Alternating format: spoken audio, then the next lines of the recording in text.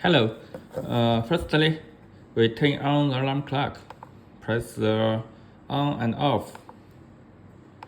You can see the bell is on the screen. That tells us the alarm clock is turned on. Then press again to turn off the alarm clock.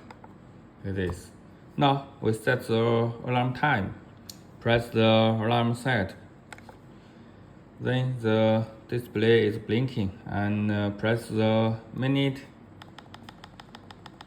and the hour button to set the correct alarm time. Please note the PM and AM to tell us the correct noon or afternoon time.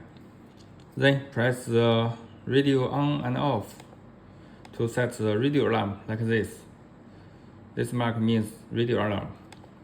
This mark means the bell alarm. Alarm clock will go off with the beep sound, and this means that the alarm clock will go off with the radio. Then press the two buttons to set the alarm volume